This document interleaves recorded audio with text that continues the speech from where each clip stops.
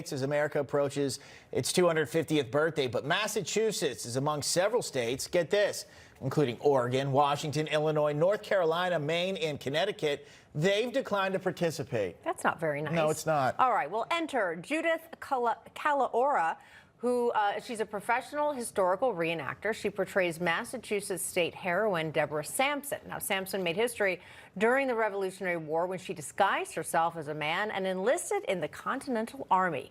She served for 17 months, was wounded twice in combat, and received an honorable discharge after her identity was discovered. Now, after the war, Sampson became one of the first women to receive a military pension from Massachusetts. She went on to marry, raise a family, and became the first American woman to embark on a public lecture tour describing her wartime experiences. Well, now Calaora is bringing that story directly to fairgoers through her one-woman performance, quote, a revolution of her own, that is the title, and in a show of commitment to the Great American State Fair. Calaora says she is appearing without requesting any compensation from the fair's organizers. So even if Massachusetts officially stays home, at least one of its most remarkable revolutionary stories will still be represented in the nation's capital. And joining us now is founder and artistic director of History at Play, Judith Calaora. Judith, good to see you here on American Agenda.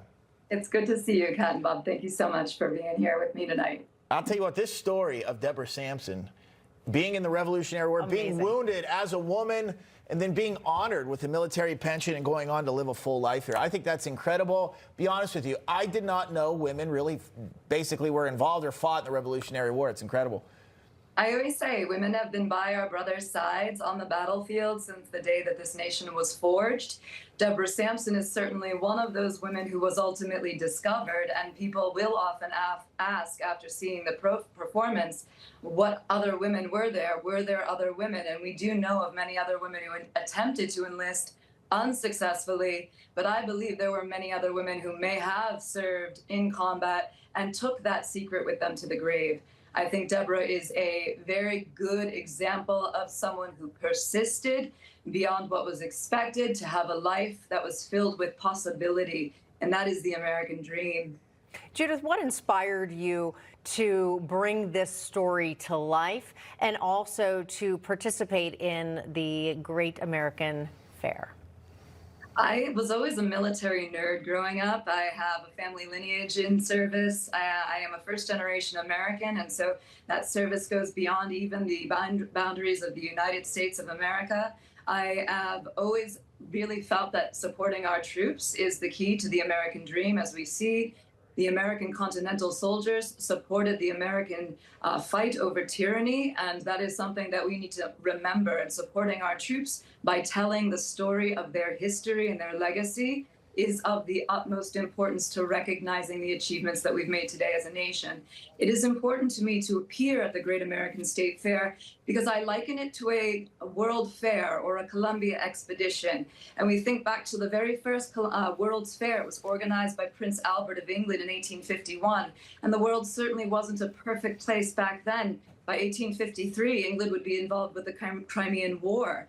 But you still have to celebrate the heritage of your American people and the way we have related to the world around us. It is phenomenal, and it is not always good, and it is not always bad, just with every other country on this great planet Earth.